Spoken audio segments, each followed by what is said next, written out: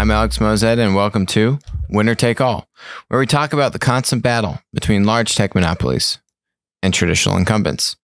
And today we have a great example of a longtime incumbent, maybe one that you wouldn't expect to be an incumbent, but they're definitely an incumbent, fighting back against the tech monopoly. And that is Walmart, incumbent, tech monopoly, Amazon.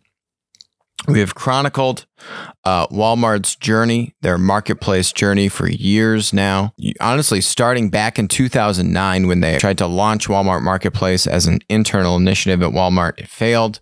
7 years later, they had a new CEO, Doug McMillon. He acquired Jet.com for a little over $3 billion. He got Mark Lohr, and Mark's team from Jet made Mark the head of e-commerce at Walmart. Doug, to his credit, has rebuffed critics and analysts that have scrutinized the level of investment. At times, a minimum of an additional $1 billion a year that Walmart has had to invest in their e-commerce transformation. And they've had leadership changes, other executives on the C-suite, on the executive team, depart from Walmart, who were not culturally or spiritually aligned with Walmart's need to embrace a marketplace business model. When they acquired Jet.com in 2016, Walmart opened the fewest stores it had opened in 25 years. And so that goes to show you the different change in thinking that Doug and the leadership team that he's now built around him have had to embrace, to say the money needs to come from somewhere. We can't continue to invest in opening new stores. We need to invest in e-commerce. And it's been working. And it's been working really well for them. They've continued to beat their growth targets, growing at somewhere between 30 to 40% year over year. When you look at their quarterly growth for their digital e-commerce sales, which is a pretty big deal. They're doing over $500 billion in revenue in total at Walmart. And by some estimates now, e-commerce might be approaching somewhere around 10% of their sales. So, you could be getting close to around $50 billion in sales. They don't break it out too clearly, but we do have an idea of growth and certain stats here or there. As a part of e-commerce, grocery is bucketed into that. Grocery when you order digitally. So digital grocery ordering. That has been a huge boon to Walmart's digital, initiatives here, and it's gone very well for them. So the news that we have today is Walmart Plus is launching. This is actually supposed to come out in February or March of 2020. It was delayed and pushed back because of COVID. We have some more information on it, and it should be coming out shortly here. Basically, it looks like it's going to be a $98 annual membership compared to, I think, Amazon Prime is at $120 these days. They are basically promising free same-day grocery delivery. That seems to be one of the biggest kind of advantages of doing this. There's other perks around like higher priority to get delivery or pickup options, discounts on fuel at Walmart gas stations, early access to some products. But I think the real thing here is the grocery. So let's kind of look at this offering versus some other options here, because Walmart already has free 2-day delivery on millions of items. This was something that's come out over the past year or so. They've made a big push into this.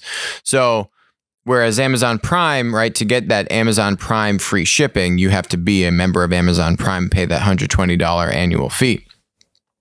Walmart was already giving that away in a bid to, be more competitive with Amazon. So that doesn't come with Walmart Plus. You kind of already had that. I think maybe there's like a $35 minimum order fee or something like that. Nothing too crazy. Let's look at Instacart. Instacart has something called Instacart Express. So if we're kind of, if really the big thing with Walmart Plus is free same-day grocery delivery, Instacart is the platform version of grocery delivery. Instacart Express is $99 a year, and you get free same-day grocery delivery on orders of at least $35 or more. You can also do a monthly plan for $10 a month if you don't want to make the annual commitment. Really, Walmart Plus, their big thing here is grocery. The interesting thing about grocery for Walmart is it's not a marketplace. And because when there was the Corona spike earlier on the show, we covered in April, right? We saw Walmart digital grocery market share was actually right around 50%. And Instacart was right around 25%, 30%. And then basically the two companies swapped places. Instacart went up to about 50%. This is digital grocery ordering. And then Walmart went down to about 25, 30%. And they swapped. And basically the reason why is you had such a huge influx of demand when everyone was shelter at home. Walmart has linear grocery, which means all the grocery supplies are coming from a Walmart store. Instacart platform version, they can get supply from any, or theoretically any and every grocery store, right? So when you have that influx of demand, you need huge supply on the other side of that. Walmart was not able to meet that demand. And so you saw their share of digital grocery delivery actually go down and Instacart's go up. And that's actually how their Instacart was able to hit profitability for the first time ever, was when they actually got to roughly a 50% market share threshold. That goes to show you the economics and that winner take all dynamic and the importance of basically being in the number one slot as that marketplace leader.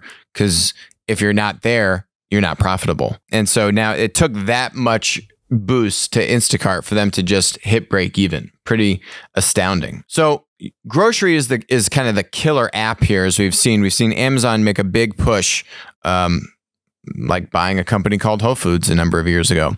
So we've seen Amazon understands the importance of grocery. They actually own roughly 10% of Instacart, by the way, funnily enough.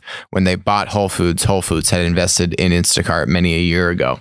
So anyway, Amazon understands the importance of grocery. Amazon Fresh, going back to our Walmart Plus comparison here, also gives you free grocery delivery via Amazon Fresh in eligible regions. So it's not everywhere. Oh, by the way, Walmart Plus is not necessarily a national service. So that it's probably going to be a regional kind of launch, at least initially. So Amazon Fresh, you get free grocery delivery through Amazon Prime anyway. So if you kind of think about the Walmart Plus offering, it's just bringing them to parity with really Amazon Prime. Amazon Prime is also now going to give you the media and the entertainment offerings, right? They have Amazon Prime Video, they have Twitch, they are making a bunch of other media investments. Walmart Plus is kind of trying to do that, but in a very small niche way. So Amazon Prime is a number of years ahead in terms of how are we bolstering our offerings outside of just physical product purchases, right? Whether it's through Amazon.com or Amazon Fresh. To be a few steps ahead here. But this is a huge step for Walmart to really bring this parity, to bring this membership program. I'm sure in this membership program, they're also going to try and bolster, for example, next day shipping, right? That continues to be the game amongst these marketplace and retailers, is how can you just continue to accelerate shipping? Same day for grocery, 2-day for other products. Okay, now how can you do next day shipping, right? Continue to kind of move that goalpost closer and closer to the customer. So it's a considerable step. You need a lot of scale to pull this off. You need a lot of infrastructure in place. You need a lot of really good technology systems, delivery capabilities, unit economics, right? Like you need a lot of density to be able to do something like this and have the unit economics work out in such a way that you're not hemorrhaging money. Now, Walmart is still losing money, I think, on their e-commerce operations. They're not closing that $1 billion gap in the course of a year, especially given the pandemic that's going on. So they're still losing money, but they're doing this, they're continuing to invest, they're continuing to innovate, they're continuing to keep pushing at offering parity with what Amazon is trying to do. It's a wonderful thing to see, especially when you consider that Amazon has had a 26-year head start, founded in 1994. Walmart in earnest really started this marketplace kind of competition initiative in earnest 4 years ago when they acquired Jet.com in the middle of 2016. So it's really just been 4 years, but it's great to see what one of the traditional incumbent retailers has been able to pull off in 4 years. And I think as we see these things play out, will Walmart beat Amazon? No, I don't think they'll beat Amazon. They're not going to be the number one player. But as we know with platform dynamics, there's room for two winners. You can be number one or number two. And we can see this with iOS and Android. You can see it with Uber and Lyft, with Google search and kind of Bing, although that's not as favorable of a number two slot. So you have different network effects, different supply side considerations, different, fulfillment considerations here, which help drive how closer is the number two player to the number one player. iOS and Android, it's actually pretty close. Google search and Bing, pretty wide discrepancy. Uber and Lyft, a little bit closer, but still pretty wide gap. It'll be interesting to see how much Walmart can narrow that gap. I think they're going to be able to get there, given how much scale they have in their retail stores and people coming into the stores, which obviously took a huge blow because of the pandemic, but they have been making investments for years now leading up to coronavirus. And that is certainly benefiting them elsewhere. Now we saw the dip in the grocery part of the business because that actually is the one part of their business which is not marketplace. That supply is specifically constrained to their retail presence, which could be interesting. I wonder if Walmart does try to explore a marketplace model in grocery. I think that could be very interesting. But would mean that they would have to go buy Instacart or something like that, which honestly, in the grand scheme of things, I think they were valued at maybe $12 or $15 billion. That's not that big of an acquisition for Walmart. What's their market cap at? $357 billion. I mean, it's a lot of money, but if the team can make the business case to say, hey, we should marketplace grocery and we need to really double down on grocery. That, to me, would be the way to really double down on grocery is marketplace it, right? They've marketplaced the rest of their business and are making huge strides to try and get more sellers, get more inventory, broaden that product catalog online. Why not do the same thing with grocery? And now Instacart is expanding into other verticals, as we spoke about a few episodes ago.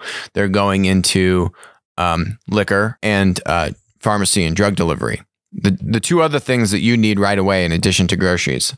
So anyway, this is a great sign for Walmart. I think their transformation is going to go down as one of the best business transformations in the past 50 years. Full stop. The ability for a linear incumbent retailer to embrace a platform marketplace business model, do it via M&A, right? They tried it from scratch 2009. They did it via M&A with Jet, and actually capture the number two spot. Yeah, that's a win. That's a big win, and we'll see how close they can close the gap with Amazon. But even being a relatively strong number two is a very big win, considering what's happening to every other retailer. Every other retailer. Brooks Brothers just went bankrupt today. Every other retailer that has neglected e-commerce is literally going bankrupt, literally going out of business.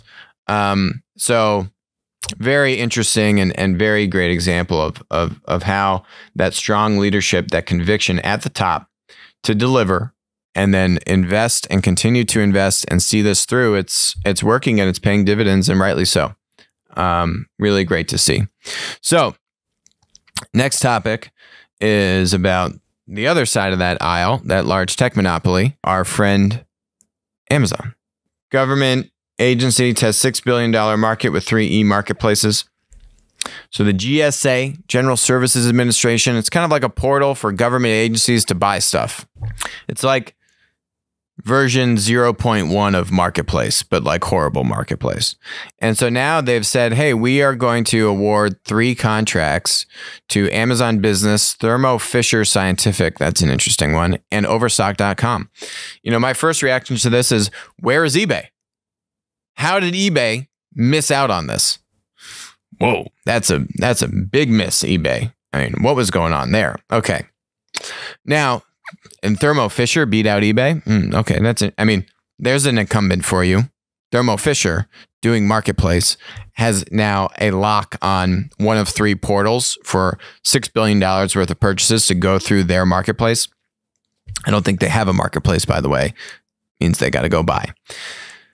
Overstock does have marketplace stuff going on. Amazon Business, obviously marketplace. So what's interesting here is this congresswoman, this was on July 1st. She's on this one of these committees, one of these like defense committees, and wanted to make an amendment to this budget bill, which would influence this pilot program that the GSA launched. And let's listen into what she has to say and what kind of amendment she wanted. And was in the fiscal year 20 NDAA that directed the pilot tests to include a platform that would not allow the portal provider to also act as a seller on the platform in order to allow a fair test of different models. GSA chose not to do that. What we have now is an e-marketplace platform provider that can offer its own products with the potential to eliminate competition in the way my small business is feared. My amendment seeks to fix that flaw, protect competition, and protect small businesses. My amendment simply says that a company may not both get paid to run an online sales platform for the federal government and use information they gather from that platform in order to compete against those participating in the platform in order to undercut them and sell their own merchandise. It's kind of interesting, right? Funnily enough, we covered it many an episode ago on the show. Devin Wenig, the former CEO of eBay, who was basically ousted by their activist investor, Elliott Management, famously or semi-famously tweeted at Jeff Bezos when Jeff's annual letter from April of 2019 kind of threw some serious shade at eBay. Jeff was basically comparing their growth of third-party seller sales compared to eBay, and was basically saying, yeah, we destroyed you, eBay. And so Devin's response was that, well, we don't compete against our sellers. And so eBay doesn't have this idea of first-party sales. So basically, you can just think about it as vertically integrated, right?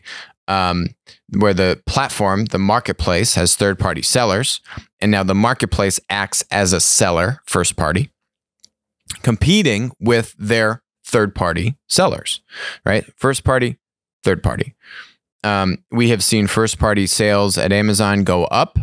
Now, as a proportion to third-party sales as a proportion of overall GMV have eclipsed that of first-party. But what's interesting here is that is where many platforms get into trouble. It's also where many platforms can maximize their profits, and their, profit generation engine is to compete more aggressively with their producers.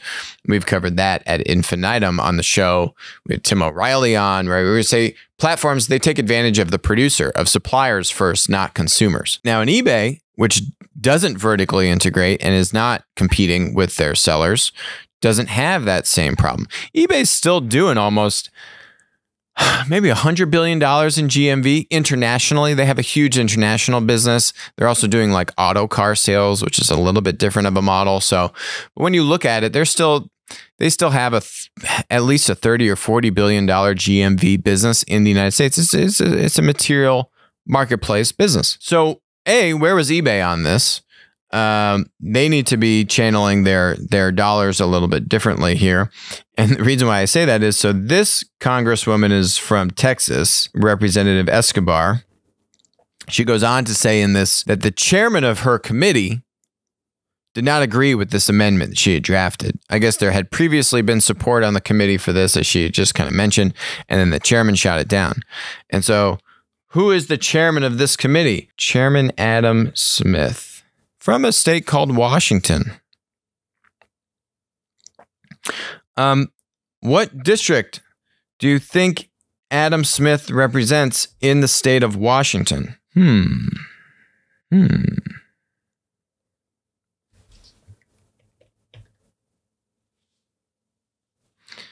In Washington, 9th Congressional District, which kind of looks like where Amazon and Microsoft are based out of, right? Interesting. So you have the representative from the Seattle, Washington area. Yeah, it now covers Bellevue, Southeast Seattle, and Mercer Island here.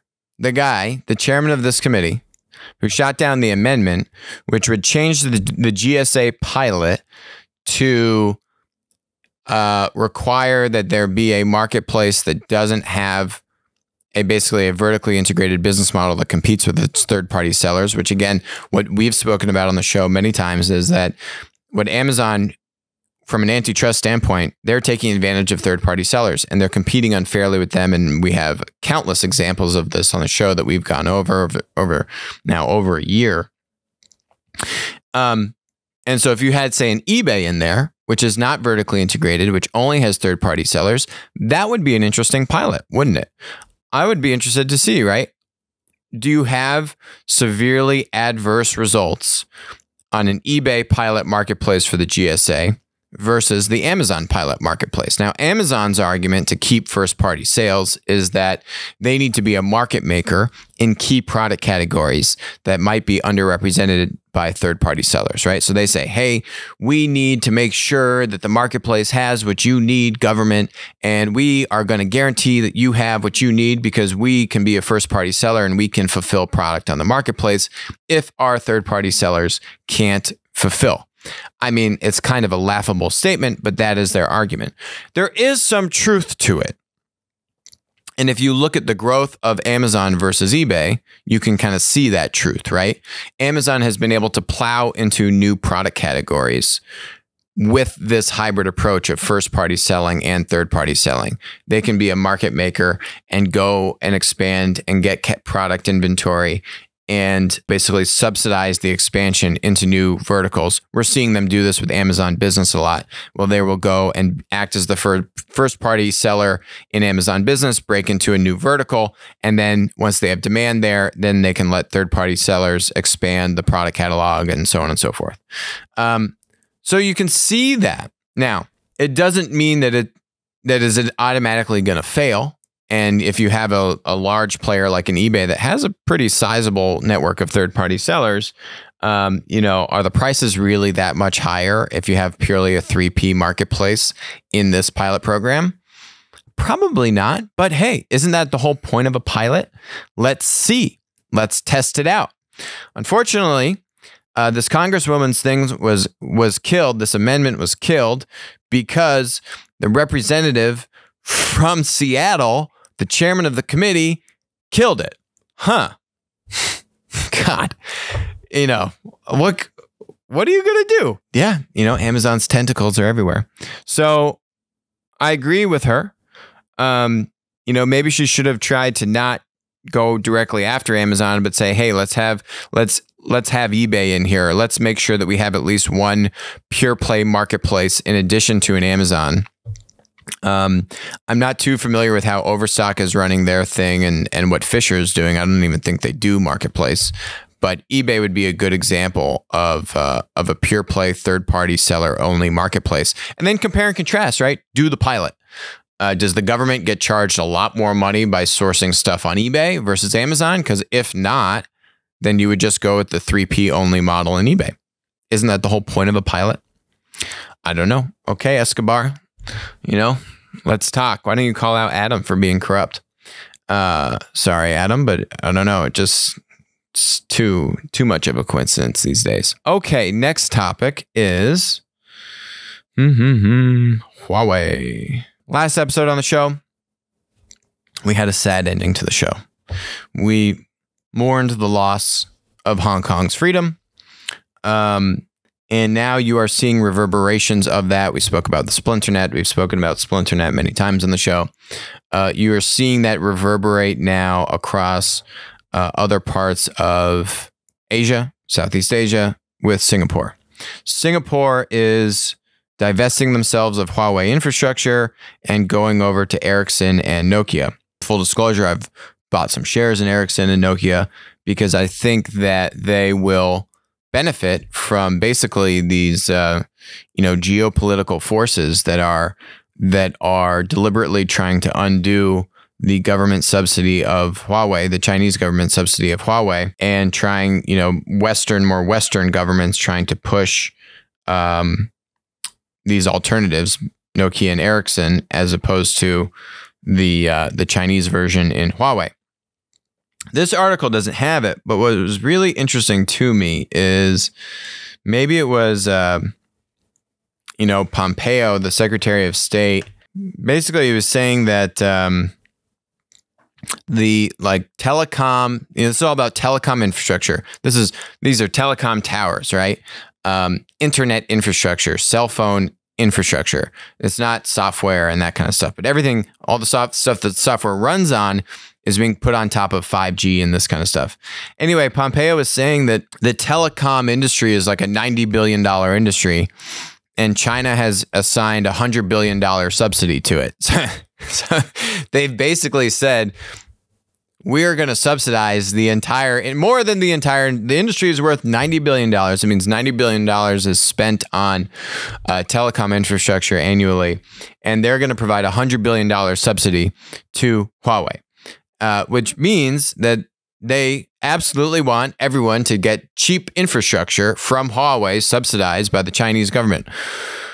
Okay, the coincidences just continue to repeat themselves on today's episode. I wonder if there's any ulterior motive as to why the Chinese government would want to subsidize telecom infrastructure so aggressively, and now have their towers into places like the UK, Europe, Singapore. I wonder if they can eavesdrop on that. Now, Pompeo is also saying that the U.S. is considering to ban TikTok in the United States. Now, this was just kind of an off-the-cuff remark that he made. It wasn't an announcement on TikTok and we're launching an investigation. He was kind of asked a question about this and said, we're considering it. And then the news went crazy. If you think about it just from a reciprocity standpoint, and you say, okay, well, if U.S. tech companies can't launch their products in China, but Chinese tech companies can launch their products in the U.S., is that fair?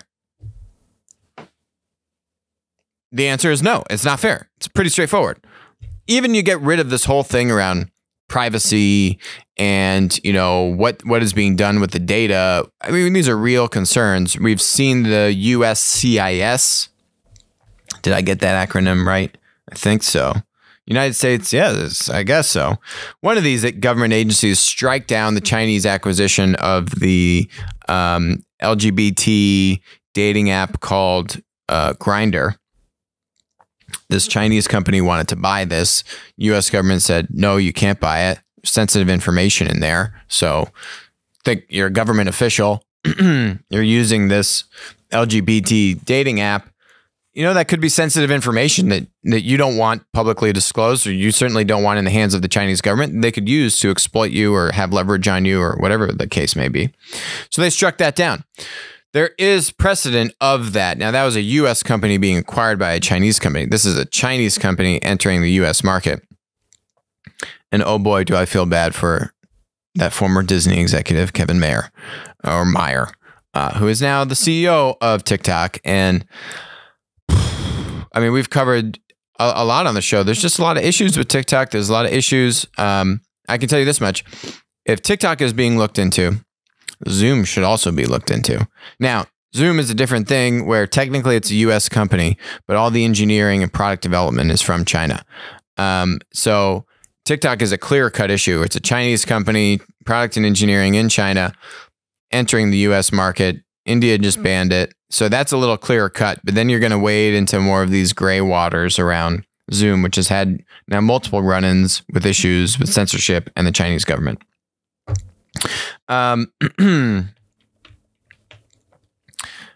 So last topic I have here is FOS, which is freedom of speech, First Amendment, that we as Americans have a civil right of freedom of speech.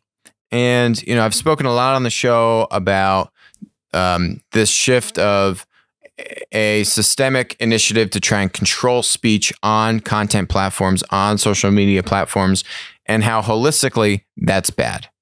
Even if it means that you have more offensive or more harmful content online.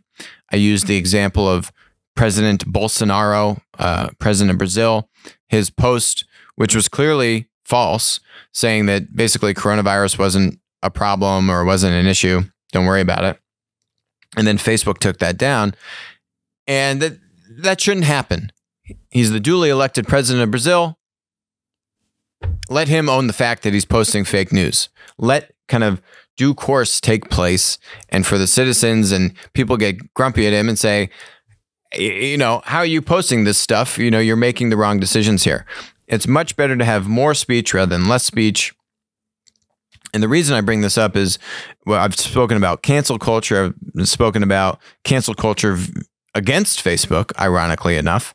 And now there is this article floating around. It was a bunch of these kind of academics and authors, some economists, basically coming out against cancel culture. So saying here, the free exchange of information and ideas, the lifeblood of a liberal society, is daily becoming more constricted.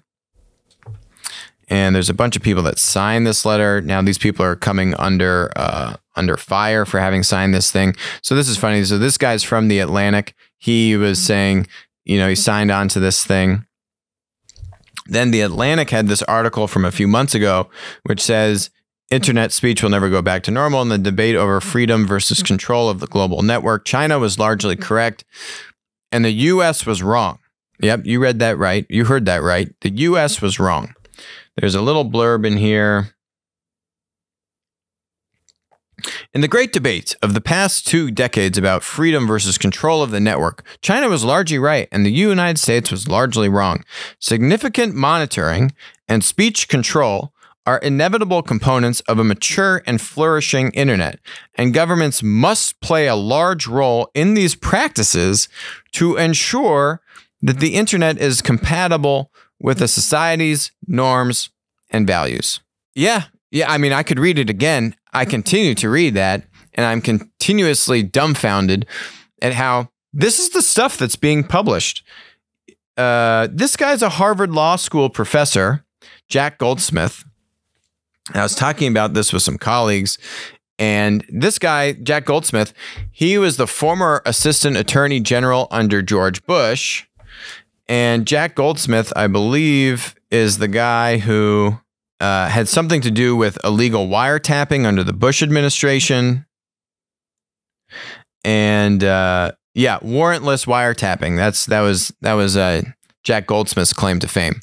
So now this is on the both sides. There's a lot of people that signed on to this letter that I guess was published in HarperCollins or something, Harper's. So a lot of these writers are, Noam Chomsky is on here, for example, would align more left of center. Jack Goldsmith, right of center. And so it's just odd why you have, on both sides of the aisle, you have liberals and conservatives that are trying to push. Actually, in this case, the liberals are trying to say, no, we want to push back against cancel culture. That article is the conservative former assistant attorney general saying we want more control and censorship. And now, unfortunately, the people that signed on to this letter that just came out are becoming under a lot of fire. J.K. Rowling is on here, our favorite Harry Potter author. And so it's just really unfortunate to see articles like this thing from, that was published in The Atlantic saying that China was right, that we need more control. We need the government to take more control. And, it's just full stop wrong. We don't need more control. We don't need more government involvement. This isn't a left or right issue. This is all about freedom of speech. This is about our rights, our amendments. our constitutionally approved and provided rights as Americans in this country. And now you're seeing it not just in the United States, you're seeing China take those rights away from people in Hong Kong. You're just seeing so much control now over and using it via these tech platform monopolies. And that's the scary part of this.